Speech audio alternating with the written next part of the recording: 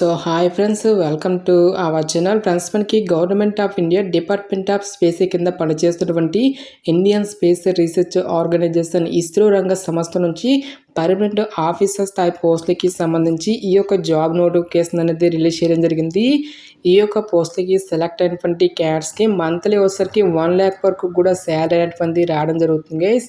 ఎలాంటి ఎక్స్పీరియన్స్ అనేది కూడా ఉండాల్సినటువంటి అవసరం అయితే లేదు.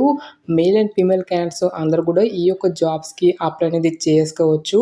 ఈ విధంగా ఈ యొక్క నోటిఫికేషన్కి సంబంధించి కంప్లీట్ డీటెయిల్స్ అన్నిటిని కూడా ఈ యొక్క వీడియోలో డిస్కస్ అయితే చేద్దాం. సో ఎవరు కూడా స్కిప్ అయితే చేయదు గైస్. ఫస్ట్ టైం మన ఛానల్ని విజిట్ చేస్తున్నట్లయితే కనుక సబ్స్క్రైబ్ అయితే చేసుకుని బెల్ ఐకాన్ కూడా యాక్టివేట్ చేసి పెట్టుకోండి.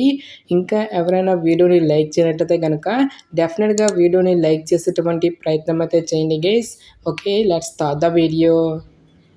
ముందుగా ఈ యొక్క పోస్టులకి సంబంధించి ఇంపార్టెంట్ డేట్స్ విషయానికి వచ్చేట్లయితే కనుక ఆల్రెడీ మనకి June 24th నుంచి కూడా అప్లికేషన్ ప్రాసెస్ అనేది స్టార్ట్ కావడం జరిగింది. ఇక లాస్ట్ డేట్ విషయానికి వచ్చేట్లయితే కనుక July 14th వరకు కూడా ఈ యొక్క రిక్రూట్మెంట్కి ఆన్లైన్లో అప్లికేషన్స్ అనేవి సబ్మిట్ అయితే చేసుకోవాల్సి అయితే ఉంటుంది. సో ఇక పోస్టులకి సంబంధించి ఎవరెవరు అప్లై చేసుకోవచ్చు అని చూసుకున్నట్లయితే కనుక ఆల్ ఇండియన్ నేషనల్ సిటిజన్స్ అందరూ కూడా అప్లై చేసుకునే విధంగా ఈ యొక్క జాబ్ నోటిఫికేషన్ అనేది రిలీజ్ చేయడం జరిగింది. అంటే మీరు ఏ స్టేట్కి చెందిన వారైనా సరే ఈ యొక్క జాబ్స్కి అప్లై అనేది చేసుకోవచ్చు గైస్. సో మీరు ఆంధ్ర అయినా తెలంగాణ అయినా ఈ విధంగా మీరు ఏ స్టేట్కి చెందిన వారైనా సరే అప్లై అనేది చేసుకోవచ్చు. నెక్స్ట్ ఈ యొక్క పోస్టులకి సెలెక్ట్ అయినటువంటి క్యాండిడేట్స్కి పే స్కేల్ అనేది ఏ విధంగా ఉంటుంది అని చూసుకున్నట్లయితే కనుక సెంట్రల్ గవర్నమెంట్ లెవెల్ 10th ప్రకారం బేసిక్ పేనే మీకు 56,100 రూపీస్ అనేది పే చేయడం జరుగుతుంది గైస్. ఇది మనకి జస్ట్ బేసిక్ పే మాత్రమే. ఈ యొక్క బేసిక్ పేతో పాటు డిఎన్ఎస్ allowances, house rent allowances, transport అలవెన్సెస్తో పాటు leave, travel concession, group insurance, house building అడ్వాన్స్తో పాటుగా medical facilities, new pension scheme అని చెప్పేసి ఈ విధంగా ఇక్కడ మనకి చాలా రకాల సెంట్రల్ గవర్నమెంట్కి సంబంధించి అలవెన్సెస్ అనేవి కూడా మనకి పే చేయడం జరుగుతుంది. ఈ విధంగా అన్ని అలవెన్సెస్ కలుపుకుంటే దాదాపుగా మనకి 1 lakh వరకు కూడా శాలరీ అనేటువంటి రావడం జరుగుతుంది గైస్. నెక్స్ట్ ఈ యొక్క పోస్టులకి సంబంధించి అప్లై చేసుకోవడానికి మీకు ఉండాల్సినటువంటి ఏజ్ లిమిట్ విషయానికి వచ్చేట్లయితే కనుక July 17th, 2025 నాటికి మీకు మినిమం ఏజ్ అనేది 18 years అయితే కంప్లీట్ అయి ఉండాలి. జనరల్ అభ్యర్థులు వచ్చేసరికి 28 years వరకు కూడా అప్లై అనేది చేసుకోవచ్చు గైస్. నెక్స్ట్ మనకి క్యాస్ట్ వైజ్గా కూడా మనకి ఏజ్ రిలాక్సేషన్స్ అనేవి ఉంటాయి కాబట్టి ఓబీసీ క్యాన్స్ వచ్చేసరికి 31 years వరకు, ఎస్సీ ఎస్టీ క్యాన్స్ వచ్చేసరికి 33 years వరకు కూడా అప్లై చేసుకోవడానికి ఛాన్స్ అనేది కల్పిస్తూ ఉన్నారు. సో ఇక్కడ మనకి కేటగిరీ వైజ్గా ఇక్కడ మనకి డేట్ ఆఫ్ బర్త్స్ అనేవి ఇవ్వడం జరిగింది. సో ఇక్కడ ఇచ్చేటువంటి ఈ యొక్క డేట్ ఆఫ్ బర్త్స్లో ఎవరైతే జన్మించినటువంటి క్యాండిడేట్స్ ఉంటారో వాళ్ళు మాత్రమే ఈ యొక్క జాబ్స్కి అప్లై చేసుకోవాల్సి అయితే ఉంటుంది. నెక్స్ట్ ఈ యొక్క పోస్టులకి సంబంధించి అప్లికేషన్ ప్రాసెస్ విషయానికి వచ్చేట్లయితే కనుక ఓన్లీ ఆన్లైన్లోనే అప్లై చేసుకోవాల్సి అయితే ఉంటుంది. సో ఇక అప్లై లింక్స్ అన్నిటినీ కూడా వీడియో డిస్క్రిప్షన్లోనూ కామెంట్ సెక్షన్ అయితే ప్రొవైడ్ అయితే చేస్తాను గైస్. నెక్స్ట్ ఈ యొక్క పోస్టులకి సంబంధించి అప్లికేషన్ ఫీజుకి సంబంధించిన డీటెయిల్స్ కనుక చూసుకున్నట్లయితే కనుక ఆల్ క్యాండిడేట్స్ అందరూ కూడా ఇనిషియల్గా 750 రూపీస్ అప్లికేషన్ ఫీజు అనేది మీరు పే చేయాల్సి ఉంటుంది.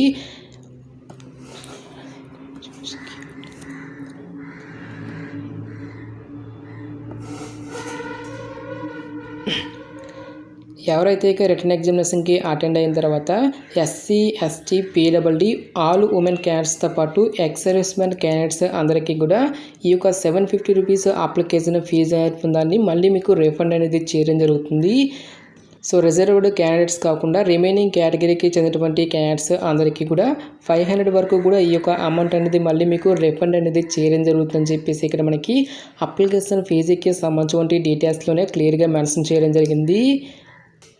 సో పోస్టుల వారుగా వేకెన్సీస్కి సంబంధించిన డీటెయిల్స్ కనుక చూసుకున్నట్లయితే కనుక సో ఈ యొక్క నోటిఫికేషన్ ద్వారా మనకి డిఫరెంట్ డిసిప్లిన్స్లలో ఖాళీగా ఉన్నటువంటి పర్మనెంట్ సైంటిస్ట్ ఆర్ ఇంజనీర్ అనేటువంటి ఈ యొక్క ఉద్యోగాలను అయితే రిక్రూట్మెంట్ అనేది చేయడం జరుగుతుంది.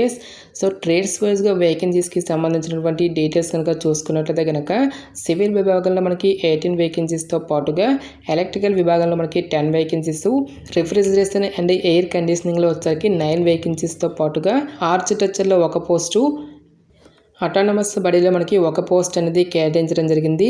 నెక్స్ట్ ఇక్కడ మనకి ఏ క్యాస్ట్ వరకు ఎన్ని వేకెన్సీ అనేవి కేటాయించినటువంటి డీటెయిల్స్ని కూడా మనకి ఇక్కడ నోటిఫికేషన్లో క్లియర్గా మెన్షన్ చేయడం అనేది జరిగింది గైస్. అన్ని క్యాస్ట్ల వరకు కూడా వేకెన్సీ అనేవి కేటాయించడం జరిగింది. లైక్ మనకి general, OBC, SC, ST, EWS అని చెప్పేసి ఈ విధంగా మనకి ప్రతి ఒక్క కేటగిరీ వరకు కూడా సపరేట్గా వేకెన్సీ అనేవి కేటాయించడం జరిగింది. కాబట్టి సో డెఫినెట్గా ఈ యొక్క రిక్రూట్మెంట్కి అప్లై అనేది చేసుకోండి. సో పోస్టుల వరకు ఎసెన్షియల్ ఎడ్యుకేషనల్ క్వాలిఫికేషన్ విద్యా అర్హత విషయానికి వచ్చేట్లయితే కనుక మినిమం 65% మార్కులతో ఎవరైతే నోటిఫికేషన్లో మెన్షన్ చేసేటువంటి ఈ యొక్క పర్టికులర్ బ్రాంచెస్లలో మీరు బీఈ ఆర్ బీటెక్ అనేది ఎవరైతే కంప్లీట్ చేసి ఉంటారో వాళ్ళు మాత్రమే అప్లై చేసుకోవాల్సి అయితే ఉంటుంది. ఈ విధంగా ఎవరైతే ఇక సంబంధిత డిపార్ట్మెంట్లో బీఈ ఆర్ బీటెక్ అనేటువంటి దాన్ని కంప్లీట్ చేసి ఉంటారో వాళ్ళందరూ కూడా ఈ యొక్క జాబ్స్కి అప్లై అనేది చేసుకోవచ్చు. సో ఎటువంటి ఎక్స్పీరియన్స్ కానీ ఎలాంటి ఎక్స్ట్రా సర్టిఫికేట్స్ అంటూ కూడా మనకి ఏమీ కూడా ఉండాల్సినటువంటి అవసరం అయితే లేదు గైస్. నెక్స్ట్ ఈ యొక్క పోస్ట్కి సంబంధించి సెలక్షన్ ప్రాసెస్ అనేది ఏ విధంగా ఉంటుంది అని చూసుకున్నట్లయితే కనుక కేవలం మనకి ఒకే ఒక రిటన్ ఎగ్జామినేషన్ ద్వారా ఈ యొక్క వేకెన్సీస్కి ఎంపిక అనేది చేయడం జరుగుతుంది. సో ఎటువంటి ప్రిలిమ్స్ కానీ ఎటువంటి మెయిన్స్ అంటూ కూడా మనకి ఏమీ కూడా కండక్ట్ అయితే చేయరు గైస్. ఎగ్జామినేషన్కి సంబంధించిన డీటెయిల్స్ కనుక చూసుకున్నట్లయితే కనుక టోటల్గా 120 మినిట్స్ పాటు కూడా మనకి ఈ యొక్క ఎగ్జామినేషన్ అనేది కండక్ట్ చేయడం జరుగుతుంది.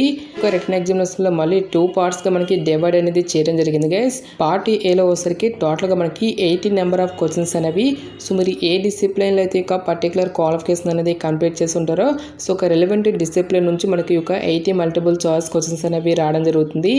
పార్ట్ బిలో మనకి యాప్టిట్యూడ్ ఆర్ ఎబిలిటీ టెస్ట్కి రిలేటెడ్గా 20 నెంబర్ ఆఫ్ క్వశ్చన్స్ అనేవి ఆడడం జరుగుతుంది.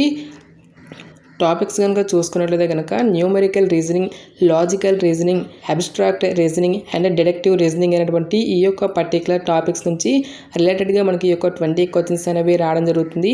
ఈచ్ వన్ కరెక్ట్ ఆన్సర్కి ఇక్కడ మనకి 1 మార్క్ అనేది కేటాయిస్తారు. ప్రతి రాంగ్ ఆన్సర్కి కూడా మనకి 1/3 నెగిటివ్ మార్కింగ్ అనేది కూడా ఉంటుందని చెప్పేసి ఇక్కడ మనకి రిక్రూట్మెంట్ నోటిఫికేషన్లోనే క్లియర్గా మెన్షన్ చేయడం జరిగింది. ఎవరైతే ఇక రిటర్న్ ఎగ్జామినేషన్ని క్లియర్ చేసినటువంటి క్యాండిడేట్స్కి ఫర్దర్గా మనకి పర్సనల్ ఇంటర్వ్యూ అనేది కూడా కండక్ట్ చేసేసి ఈ యొక్క వేకెన్సీస్కి ఎంపిక అనేది చేయడం జరుగుతుంది. సో ఇక్కడ మనకి కేటగిరీ వైజ్గా మినిమం క్వాలిఫై మార్క్స్ అనేవి కూడా ఇవ్వడం అనేది జరిగింది గైస్. నెక్స్ట్ ఎగ్జామినేషన్ సెంటర్స్కి సంబంధించిన డీటెయిల్స్ కనుక చూసుకున్నట్లయితే కనుక 2 రాష్ట్రాల తెలుగు అభ్యర్థులకి కూడా హైదరాబాద్ లొకేషన్కి అయితే ఇవ్వడం అయితే జరిగింది. సో ఈ యొక్క పర్టికులర్ లొకేషన్కి వెళ్ళి మీరు ఎగ్జామినేషన్కి అటెండ్ అనేది అవ్వాల్సి అయితే ఉంటుంది. సో ఇక జాబ్ నోటిఫికేషన్ అనేది మనకి ఎక్కడి నుంచి వచ్చింది అని చూసుకున్నట్లయితే కనుక so government of India department of space కింద పనిచేస్తున్నటువంటి Indian space research organisation ISRO రంగ సంస్థ నుంచి ఆఫీషియల్గా రిలీజ్ అయినటువంటి యొక్క పర్మనెంట్ సైంటిస్ట్ ఆర్ ఇంజనీర్ ఉద్యోగాలకి సంబంధించిన job notification details interest eligible candidates డెఫినెట్గా ఈ యొక్క రిక్రూట్మెంట్కి అప్లై అనేది చేసుకోండి. సో ఇక పోస్ట్లకి సెలెక్ట్ అయినటువంటి క్యాండిడేట్స్కి ఇనిషియల్గా జాబ్ పోస్టింగ్ అనేది మనకి అదర్ స్టేట్స్లో వచ్చినప్పటికీ కూడా సో ప్రొబేషన్ పీరియడ్ అనేది కంప్లీట్ అయిన తర్వాత ఫర్దర్గా మన యొక్క సొంత రాష్ట్రాలకి ట్రాన్స్ఫర్ అనేది కూడా చేసుకోవచ్చు. కాబట్టి సో డెఫినెట్గా ఈ యొక్క రిక్రూట్మెంట్కి అప్లై అనేది చేసుకోండి. నెక్స్ట్ ఈ యొక్క నోటిఫికేషన్కి సంబంధించిన లింక్స్ అన్నిటినీ కూడా వీడియో డిస్క్రిప్షన్లోనూ కామెంట్ సెక్షన్లో అయితే ప్రొవైడ్ అయితే చేస్తాను గైస్. ఇంకా ఇక నోటిఫికేషన్కి సంబంధించి మీకు ఎటువంటి డౌట్స్ వచ్చినా సరే నాకు కామెంట్ సెక్షన్లో కామెంట్ అయితే చేయండి. ఎటువంటి మరిన్ని జాబ్ అప్డేట్స్ కోసం మన ఛానల్ని సబ్స్క్రైబ్ చేసుకుని బెల్ ఐకాన్ కూడా యాక్టివేట్ చేసి పెట్టుకోండి. సో ఇది ఫ్రెండ్స్ ఇవాళ వీడియో. రేపు మరొక మంచి జాబ్ అప్డేట్తో మళ్ళీ మీ ముందుకు రావడం జరుగుతుంది. Thanks for watching this video.